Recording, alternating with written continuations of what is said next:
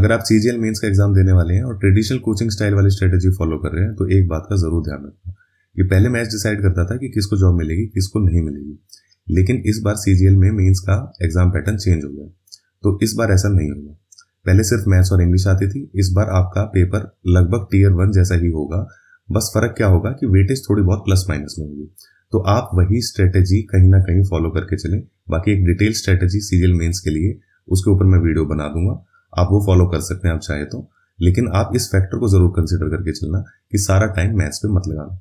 तो आपको क्या करना है, आपको जैसे मैं ये सीरीज लेके आया हूँ, इसमें मैं क्या कर रहा हूँ, जनरली ट्रेडिशनल कोचिंग स्टाइल में मैथ्स की कोचिंग 3 महीने चलती है, 6 महीने चलती है और उसमें बहुत सारे लेक्चर होते हैं, बहुत ज्यादा टाइम लगता है। आपको इतना टाइम नहीं इन्वेस्ट करना है। आपको जैसे मैं सीरीज लेके आया हूँ, 1 घंटे में एक चैप्टर के सारे शॉर्टकट्स हम कवर कर लेते हैं। इस तरीके से मैथ्स का जो सिलेबस है आपको फटाफट निपटाना है। अगर आप ये कर जाते हो तो आप कहीं ना कहीं एडवांटेज में आ जाओगे। रीजनिंग और इंग्लिश आप कवर कर लोगे तो 3 सेक्शन आपके बहुत ज्यादा स्ट्रांग हो जाएंगे। बचा हुआ सारा टाइम आप जीके पे दे सकते हो। तो अब स्टार्ट करते हैं हम अपने चैप्टर के साथ। इस लेक्चर में हम हाइट एंड डिस्टेंस का कंप्लीट चैप्टर करेंगे। सारे ही शॉर्टकट्स और ट्रिक्स हम कवर करेंगे। ये काफी स्कोरिंग और इजी चैप्टर होता है, तो अगर ये सारे शॉर्टकट्स आप कर लेते हो तो एग्जाम में आप सेकंड्स में क्वेश्चन सॉल्व कर लोगे। एग्जाम में अपना टाइम भी बचाओगे और स्कोर भी बूस्ट करोगे।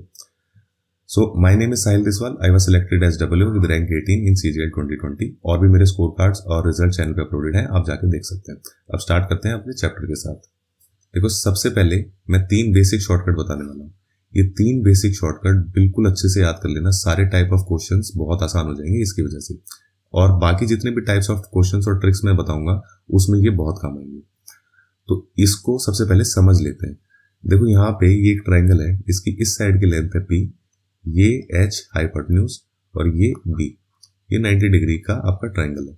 अब इसमें यहाँ पे लिखा हुआ है P = H cos A और H sin C। ये कैसे आया और इसका मतलब क्या है? देखो, अगर हमें H दे रखी है यानी ये साइड दे रखी है और आपका ये या ये एंगल दे रखा है, तो हम ये साइड भी निकाल सकते हैं और ये साइड भी निकाल सकते हैं। तो क्वेश्चन होगा एग्जाम में, उसमें ये फाइंड आउट करना होगा कि P की लेंथ फाइंड आउट करनी है, B की लेंथ फाइंड आउट करनी है। तब ये ट्रिक बहुत काम आएगी, क्विकली हम फाइंड आउट कर लेंगे। तो अब मैं बताता हूं आपको कि आया कैसे। जैसे cos A वाला आया, P = H cos A, तो cos A लिखता हूं मैं यहाँ पे P/H। ठीक है, तो ये क्या हो गया, जब यहां मल्टीप्लाई करूंगा मैं H को ले जाके, तो P = H cos A। तो ये तो आपकी इस पहले की डेरिवेशन हो गई। अब ऐसे ही मैं आपको एक साइन दिखा देता हूं। साइन का जैसे साइन C वाला है ये, तो साइन C क्या होता है आपका = यहां पे हम साइन C देख रहे हैं तो इसके सामने वाली साइड जो इसकी परपेंडिकुलर होगी वो P होगी, P/H। तो P आपका अगेन आ गया H sin C, ये आपका P हो गया। ठीक है, तो ये तो मैंने आपको डिराइव करके दिखा दी, लेकिन अब इसको याद रखने के लिए मैं क्विक मेथड बताता हूं आपको।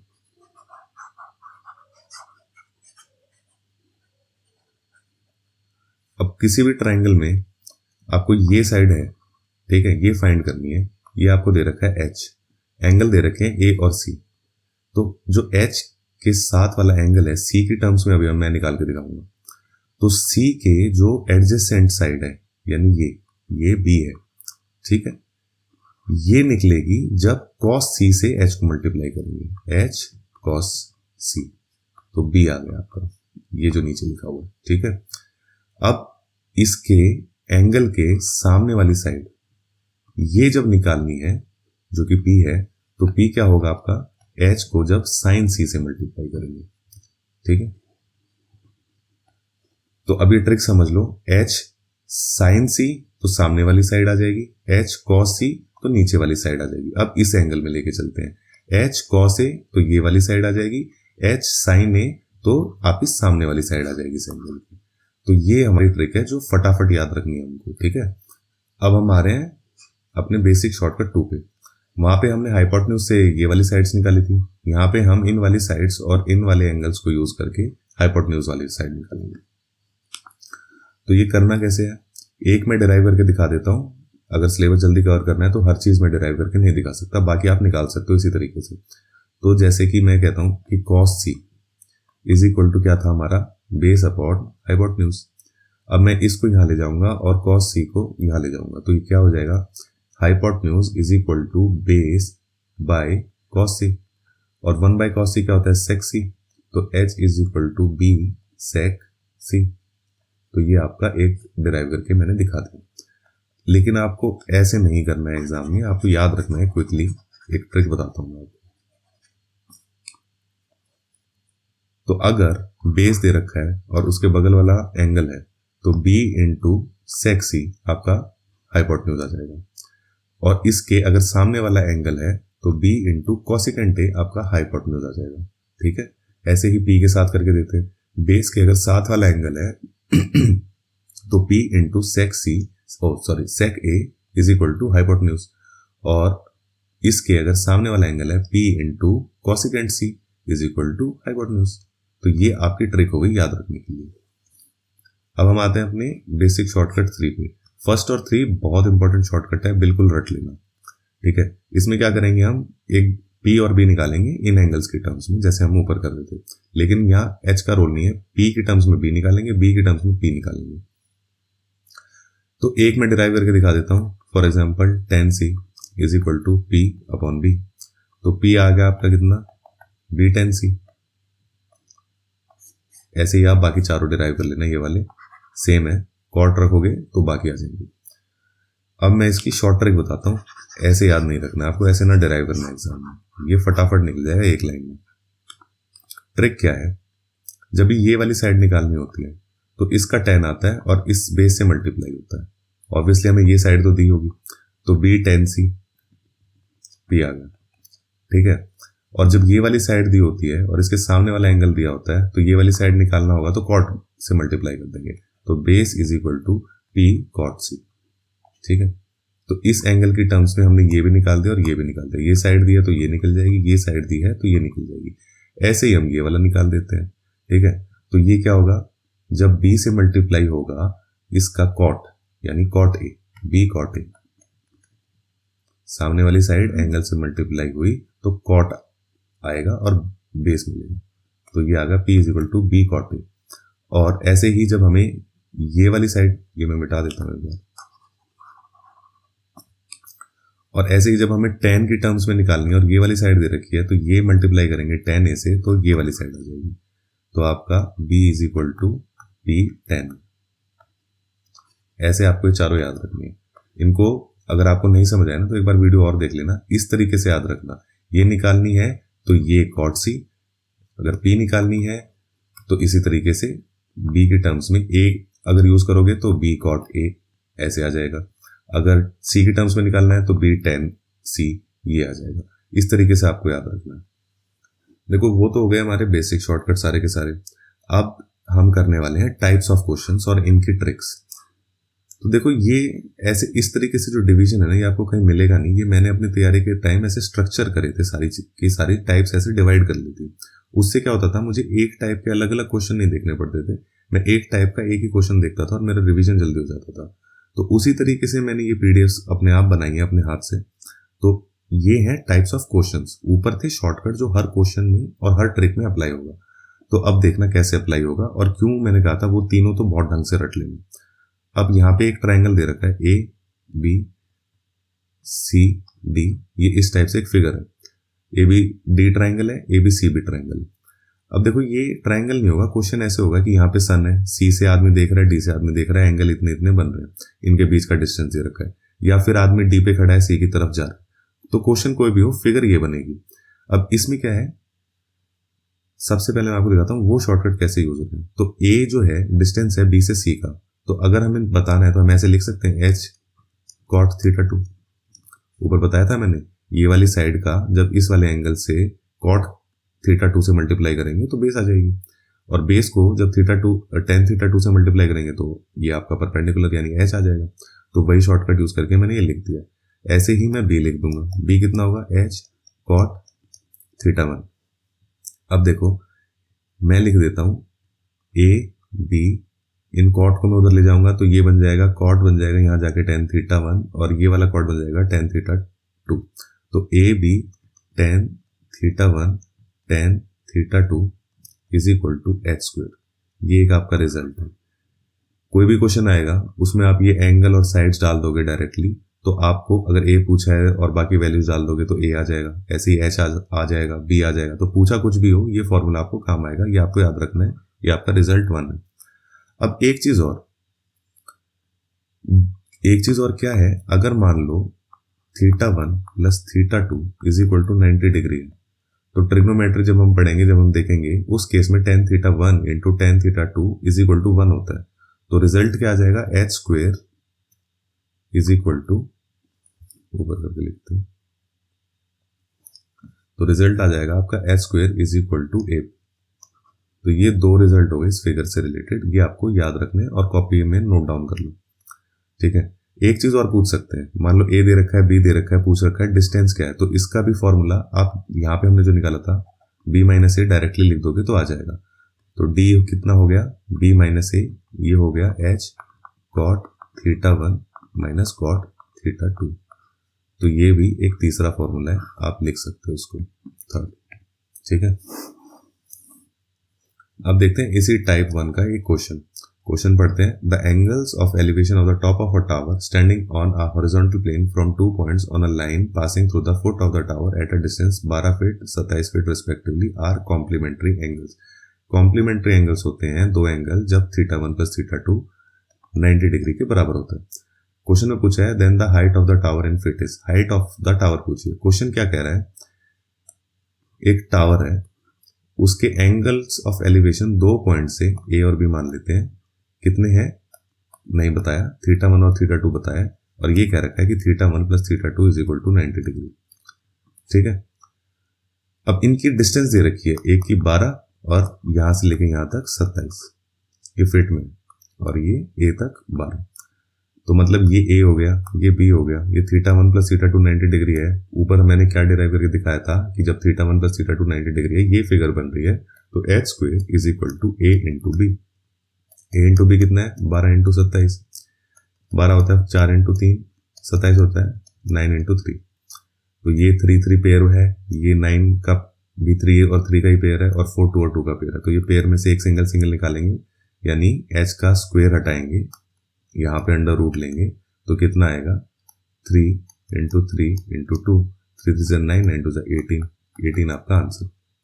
अभी इतना बड़ा है नहीं क्वेश्चन बहुत छोटा था, मैंने आपको करके दिखाया, फिगर नहीं बनाते हैं इसमें। आप जैसे क्वेश्चन पढ़ोगे आपको समझ आ जाएगा, ये वाली फिगर का क्वेश्चन है, H square is equal to A भी आप डायरेक्टली लिखोगे, मैं आपको करके दिखाता हूँ। तो एग्जाम में मैं जब इस क्वेश्चन को अटेम्प्ट करूंगा तो कैसे करूंगा, पहले मैं क्वेश्चन पढ़ूंगा, मैं क्वेश्चन पढ़ने के बाद ये समझ जाऊंगा कि ऊपर वाली जो टाइप मैंने एक्सप्लेन की थी वो वाली टाइप ये है, और मुझे याद आ जाएगा कि डेटा है a is equal to 12, b is equal to 27, θ1 plus θ2 का रोल नहीं है, क्योंकि θ1 प्लस θ2 90 डिग्री है, तो वो 1 के बराबर आएगा।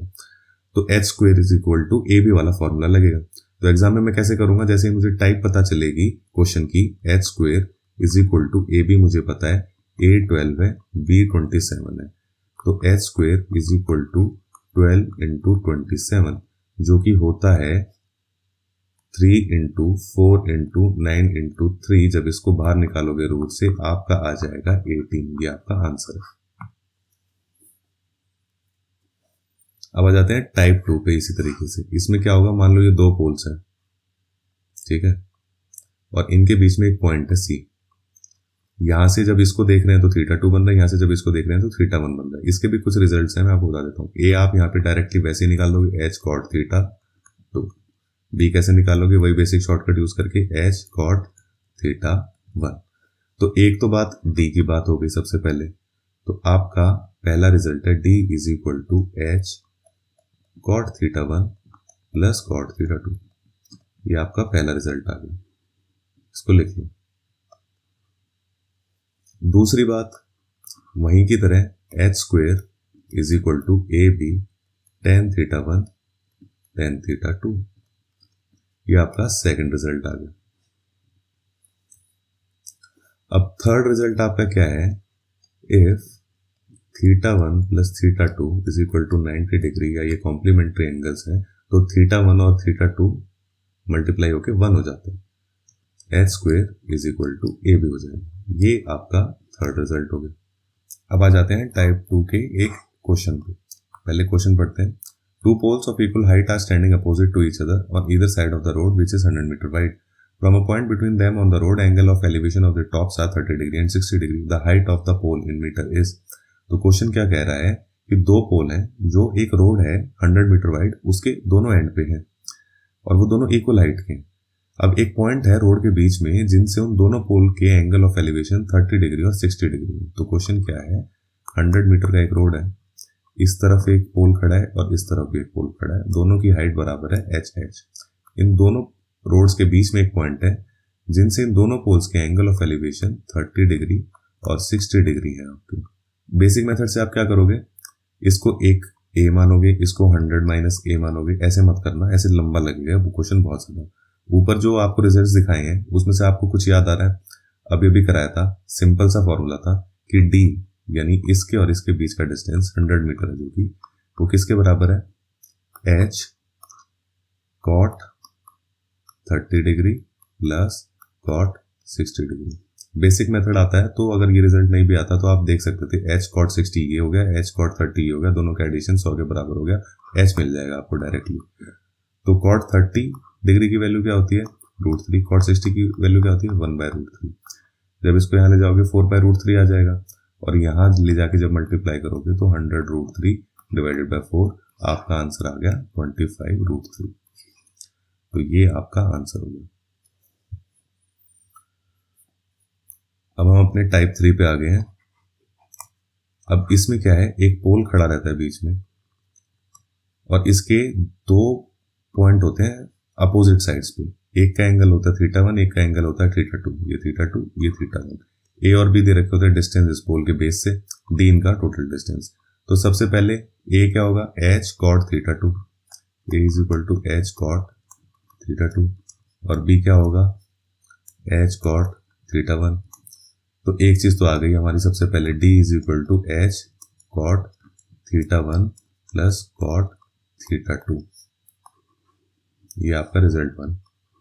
सारे क्वेश्चन आपको सेम टाइप के दिख रहे होंगे और ये रिजल्ट भी कहीं ना कहीं ऑलमोस्ट सेम से लग रहे हैं, लेकिन ध्यान से करना, इसीलिए गलती हो जाती है. इसका रिजल्ट ऊपर वाले में लगा दिया, अभी ठीक लग रहा है, लेकिन नीचे और भी टाइप्स आएंगी जहां cot θ1 माइनस θ2 हो जाएगा. तो बहुत ध्यान से करना, अगर गलत फॉर्मूला गलत जगह लगा दिया तो गलत हो सकता है क्वेश्चन. ठीक है, तो ये हो गया हमारा पहला रिजल्ट.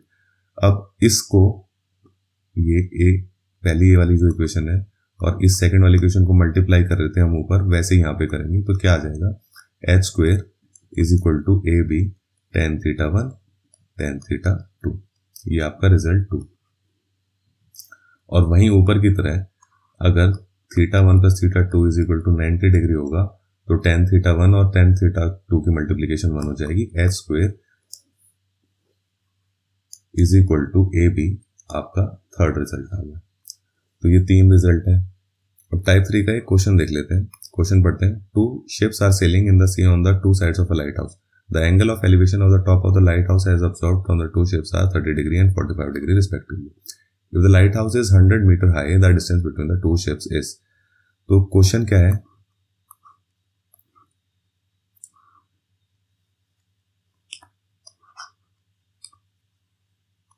क्वेश्चन कह रहा है एक लाइट हाउस है 100 मीटर हाई और दो शिप्स इसके अपोजिट साइड पे सेल कर रहे हैं.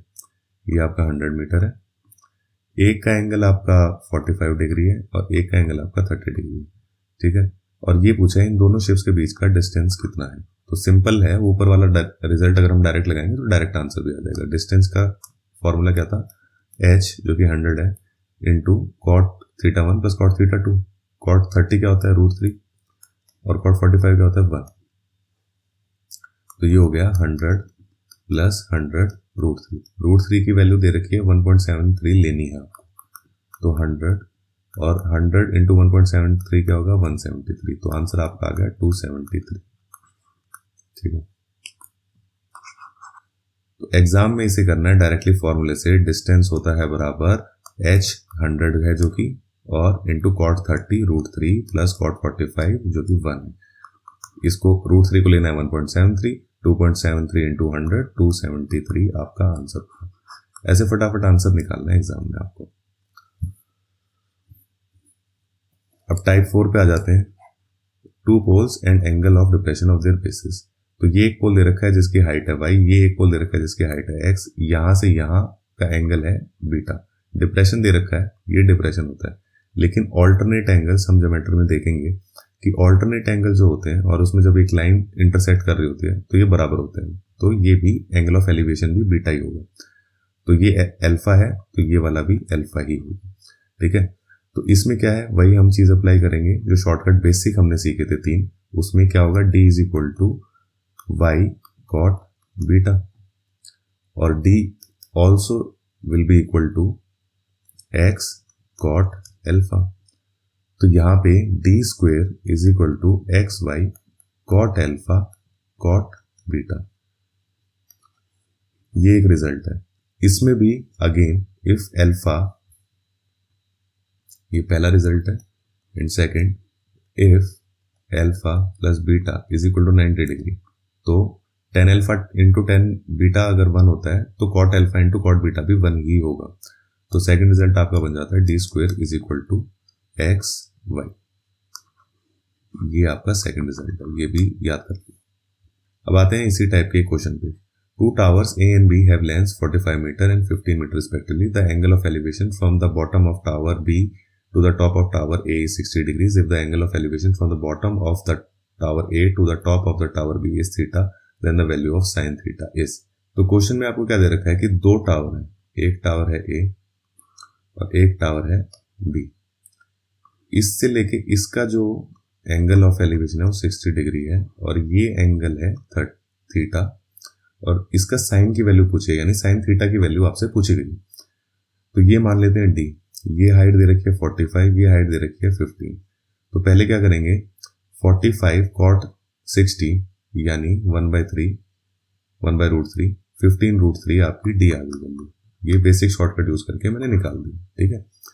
अब ये मिल गया और ये मिल गया, तो थीटा की वैल्यू आपको डायरेक्टली मिल जाएगी, tan theta is equal to 1/√3। अब 1/√3 की इसकी वैल्यू होती है 30 डिग्री की, तो थीटा आपका आ गया 30 डिग्री। साइन 30 की वैल्यू पूछी है, साइन 30 कितना हो गया आपका 1/2। तो ऐसे आपका एक क्वेश्चन सॉल्व होगा। इसमें ऊपर वाले रिजल्ट यूज नहीं हो रहे हैं, तो ये भी दिखा रहा हूं कि जरूरी नहीं है वो वाले जो रिजल्ट लिखे हैं वो यूज होंगे ही होंगे, ठीक है। लेकिन अगर इसमें कुछ और होता, यानी आपको थीटा दे दिया होता कि 30 डिग्री है ऑलरेडी, तो क्या होता, d square is equal to directly आपका कितना होता 45 इंटू 15, ऐसे आप निकाल लेते, क्योंकि ऊपर क्या था, d square is equal to X Y, एक टावर की हाइट और दूसरे टावर की हाइट। अब आ जाते हैं टाइप 5 पे, टू काइट्स और equal poles on same side of same height. तो मान लो ये एक पॉइंट है और ये एक काइट है यहाँ उड़ रही है, ये एक काइट है यहाँ उड़ रही है, ए और बी, इनके एंगल ऑफ एलिवेशन दे रखे हैं या एंगल ऑफ आई दे रखा है, तो वो ये होंगे θ1 और θ2। इसमें भी क्या होगा, ए की वैल्यू निकाल लेंगे आपका बेसिक शॉर्टकट यूज करके, h cot θ2, बी की वैल्यू आ जाएगी h cot θ1, और d जो है b माइनस ए, तो आपका कितना हो जाएगा h cot θ1 माइनस cot θ2। तो याद है मैंने कहा था कि सेम से दिख रहे हैं, लेकिन वहां पे प्लस था, यहाँ पे माइनस है, तो बहुत ध्यान से लगाना। ये पहला रिजल्ट आ गया आपका। अब सेकंड, एच स्क्वेयर, इन दोनों को मल्टीप्लाई करेंगे तो एच स्क्वेयर जैसे बाकियों में था, H square is equal to A भी आ जाएगा tan θ1 इंटू tan θ2। अब अगर θ1 प्लस θ2 दे रखा है 90 डिग्री, तो again third result, if θ1 plus θ2 is equal to 90 degree, तो आपका थर्ड रिजल्ट आ जाएगा H square is equal to A B. तो अब इस टाइप का एक क्वेश्चन देख लेते हैं। An aeroplane flying horizontally 1 kilometer above the ground is observed at an angle of elevation of 60 degree. After 10 seconds, its elevation is observed to be 30 degree. Find the speed of aeroplane kilometer per hour. तो कह रहा है एक aeroplane है 1 kilometre above उड़ रहा है ground के, पहले एंगल ऑफ एलिवेशन एक पॉइंट से 60 डिग्री है, 10 सेकंड बाद 30 डिग्री हो जाता है। तो 60 से 30 हो रहा है, यानी पॉइंट जो ऑब्जर्व कर रहे हैं जहां से, उससे दूर जा रहा है, ऑब्वियस सी बात है, क्योंकि 60 डिग्री है। फिर कम होएगा तो दूर जाएगा, तो ये 30 डिग्री आ जाएगा, ठीक है। ये 1 किलोमीटर है हाइट, यहां से लेके यहां तक की। तो अब सिंपल सी बात है, ये डिस्टेंस फाइंड करना है जितना ये उड़ा, और उसको टाइम 10 सेकंड से डिवाइड करना है, वो आ जाएगी आपकी स्पीड, लेकिन किलोमीटर पर आवर में फाइंड करनी है, ये ध्यान रखने की चीज है। तो H cot theta 1 minus H cot theta 2 आपका डिस्टेंस आ जाता है डी, जैसे हमने ऊपर रिजल्ट में किया था। तो डायरेक्टली लिखेंगे अगर d is equal to H जो कि 1 किलोमीटर है, तो 1 इंटू कॉट थीटा 1, कॉट 30 कितना होता है √3 माइनस कॉट थीटा 2 1/√3 जो कि 60 डिग्री है। तो ये आ गया आपका डिस्टेंस मूव 2/√3 किलोमीटर। इसे अगर ऊपर और नीचे दोनों √3 से मल्टीप्लाई करें तो कितना होगा 2√3/3 इतना, ठीक है। लेकिन इतना किलोमीटर चला कितने टाइम में, 10 सेकंड में। तो 10 सेकंड से डिवाइड करेंगे और इसको सेकंड को हम आवर में कन्वर्ट करेंगे क्योंकि किलोमीटर पर आवर में हमें निकालना है। तो ये होएगा ऐसे 3 2 6 2 6 12 12 2 24 240√3 आपका आंसर आ जाएगा, ठीक है। अब ये हमारी टाइप 6 है, angle of depression of top and bottom of one pole from another. मान लो ये पोल दे रखा है एक ए और कह रहा है कि एंगल ऑफ डिप्रेशन या एंगल ऑफ एलिवेशन मैंने बताया था सेम होते हैं। तो थीटा 2 और थीटा 1 है इसके टॉप का और बॉटम का, ठीक है। और डिस्टेंस इन दोनों के बीच में है डी। तो इस केस में क्या होगा, डी तो आपको एक चीज सीधा दिखेगा, D is equal to H cot theta 2, ठीक है। और अगर ये डी है तो ये भी डी हो जाएगा।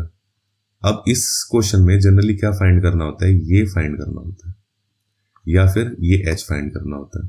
तो h क्या होगा, वैसे मान लो इसको x नाम दे देता हूं मैं, तो h होगा h माइनस एक्स और x की वैल्यू बेसिक शॉर्टकट से फाइंड करेंगे d tan थीटा 1। तो h हो गया स्मॉल h हो गया आपका capital H minus d tan theta 1। ये आपको रिजल्ट याद रखने हैं दो। ऊपर वाला तो बेसिक शॉर्टकट है, इसमें कुछ याद रखने का है नहीं, पर ये याद रखना। अब इस टाइप का क्वेश्चन देख लेते हैं। पहले क्वेश्चन पढ़ते हैं। There are 2 temples on each bank of a river just opposite to each other. One temple is 54 meter high. From the top of this temple, the angle of depression of top and foot of the other temple are 30 degree and 60 degree respectively. The height of the other temple is, अच्छा कह रहा है एक temple है 54 metre height है, उसे दूसरे temple का टॉप का डिप्रेशन दे रखा है और बॉटम का डिप्रेशन दे रखा है, यानी दूसरा टेम्पल छोटा है इस टेम्पल से, यानी कि एक टेम्पल दूसरा टेम्पल, इसका ये एंगल और ये एंगल ये दोनों बता रखे हैं। तो ये फिगर बन गई जो ऊपर हमने देखी थी। एक का 60 डिग्री दे रखा है, 60 डिग्री ये वाला होगा, 30 डिग्री ये वाला होगा, ठीक है। तो डिस्टेंस इसका हाइट दे रखी है 54, डी हमें नहीं पता है। हमें क्या पूछा है, इस टेम्पल की हाइट पूछी है स्मॉल h। तो सबसे पहले तो हमें डी निकालना पड़ेगा। डी कितना होगा 54 कॉट 60 जो कि 1/√3 होता है, और दोनों को ऊपर से √3 से मल्टीप्लाई कर देंगे तो यूं आ जाएगा। अब काटेंगे 18√3 आपका डी आ गया। अब डी tan 30 डिग्री या डी tan थीटा आपका ये वाली हाइट आ जाएगी। तो ये वाली हाइट आपकी कितनी आई, x मान लेते हैं 18√3 इंटू tan 30 1/√3। तो ये वाली हाइट आपकी 18 आ गई। 54 में से 18 सब्ट्रैक्ट करेंगे ये h आ जाएगा। 54 माइनस 18 करोगे आपका कितना आएगा 36। ये आपका आंसर हो जाएगा। अब हमारी है type 7, angle of elevation and depression of one pole from another. मान लो ये वैसे हवा में दिखा रखा है, मान लो ये एक पोल है या टावर है, इसके ऊपर कोई आदमी खड़ा है, और दूसरा ये पोल है, इसके टॉप का एंगल ऑफ एलिवेशन थीटा 1 है और बॉटम का डिप्रेशन का एंगल थीटा 2 है। तो अब इस केस में इन दोनों के बीच का डिस्टेंस दे रखा है डी, हाइट इस पोल की दे रखी है h। तो h हम लिख लेंगे। मान लो ये ए है यहां से लेके यहां तक, और ये b है यहां से लेके यहां तक। तो a कितना होगा आपका, a होगा आपका d tan थीटा 1, b कितना होगा आपका d tan थीटा 2, ठीक है। तो a प्लस b क्या होता है आपका h होता है, h is equal to d tan theta 1 plus tan theta 2। ये आपका फर्स्ट रिजल्ट है, इसे लिख लो, ठीक है। ये तो एक रिजल्ट हो गया। अब दूसरे की बात करते हैं। अब अगेन हम यहाँ पे मल्टीप्लाई करेंगे a और b को, a into B is equal to D square tan theta 1 tan theta 2। ये एक रिजल्ट हो गया आपका। मान लो अगर ये और भी दे रखे होते तो, और tan थीटा 1 tan थीटा 2 का अगर सम, या ये कॉम्प्लीमेंट्री हैं दोनों एंगल 90 डिग्री के बराबर है इन दोनों का सम, तो ये 1 हो जाएगा। तो तीसरा रिजल्ट आपका आ जाएगा a into B is equal to T square. ये वाला रिजल्ट भी आपको याद रखना है। तो अब इस टाइप का क्वेश्चन देख लेते हैं। A boy standing in the middle of a field observes a flying bird in the north at an angle of elevation of 60 degree, and after 2 minutes he observes the same bird in the south at an angle of elevation of 45 degree. If the bird flies all along in a straight line at a height of 40 root 3 meter, then its speed in kilometer per hour is। तो देखो अब इस question में figure वही बनने वाली ऊपर वाली, लेकिन लैंग्वेज बदल गई। जितने भी क्वेश्चन आते हैं इस चैप्टर से रिलेटेड यही होता है, लैंग्वेज के साथ खेल रहे होते हैं, फिगर वही लिमिटेड 4-5 बन रही होती है। तो अगर आप ये समझ जाओगे कि लैंग्वेज से कौन सी फिगर बन रही है वो कनेक्ट करना, तो बहुत सिंपल है ये चैप्टर आपके लिए। तो अब इसमें देखना ध्यान से कि मान लो ये ग्राफ है, ये लैंड है, ठीक है, यहाँ पे एक आदमी खड़ा है, ये नॉर्थ है, ये आपका साउथ है। जब ये यहाँ पे खड़ा है, ये जमीन है इसके लिए, तो एंगल ऑफ एलिवेशन कुछ इमेजिन करना, बिल्कुल ऐसे नहीं जाएगा, लेकिन 2D प्लेन है तो इसमें ऐसे दिखाया जा सकता है। तो एंगल ऑफ एलिवेशन यहाँ से यहाँ होगा, ये 60 डिग्री होगा जब नॉर्थ में बर्ड फ्लाई कर रहा है और इसने देखा। अब जब साउथ में इसने देखा तो 45 डिग्री हो गई। तो बर्ड यहां से यहां तक उड़ के आया, लेकिन ये जो हाइट है, जो उस ऊपर वाली फिगर में हमने डी दिखाई है, ये यहाँ पे हाइट में कन्वर्ट हो जाएगी। तो अगर आप इमेजिन करोगे तो फिगर इस टाइप की बनेगी। अब यहां से यहां तक उड़ के आया, ये हमको बड़ा एच मान लो, ये निकालना है और डिवाइड करना है टाइम से, स्पीड आ जाएगी बर्ड की। तो एच कैसे निकालेंगे? डायरेक्टली ऊपर वाला जो फॉर्मूला था डी tan θ1 प्लस θ2 प्लस लेकिन थीटा इसमें यहाँ पे ये और ये हैं दे रखे हैं, ये वाला और ये वाला। तो 90 इतना होगा और इसके नीचे वाला 90 होगा। 90 माइनस 60 30 ये वाला एंगल आ जाएगा। ऐसे 90 माइनस 45 45 ये वाला एंगल आ जाएगा। तो इसमें आंसर आएगा 40 रूट 3 इंटू डी tan θ1 यानी tan 30 आपका 1/√3 प्लस tan θ2 45 जो 1 आ जाएगा। अब इसको सॉल्व करेंगे तो h हमारा आ जाएगा 40 रूट 3 इंटू √3 प्लस 1। अब पॉइंट में आंसर्स हैं सारे ऑप्शंस में, तो हम इसे √3 प्लस 1 को डायरेक्टली लिख लेंगे 2.73 डिवाइडेड बाय √3, काट लेंगे। ये हमारा h आ गया। हमें फाइंड करनी है स्पीड, तो डिवाइड करेंगे टाइम से। 2 मिनट्स था, सेकंड्स में कन्वर्ट कर देंगे। ये हमारी स्पीड आ गई मीटर पर सेकंड। फाइंड करनी है किलोमीटर पर आवर में, तो मल्टीप्लाई कर देंगे 18 डिवाइडेड बाय 5 से। ये हम अपनी टाइम स्पीड एंड डिस्टेंस का जब चैप्टर करेंगे तो ये शॉर्टकट देख लेंगे। अब इसे काट लेंगे। सॉल्व करने के बाद ये आएगा 6 3 18 7 6 42 43 6 2 12 16.38 डिवाइडेड बाय 5।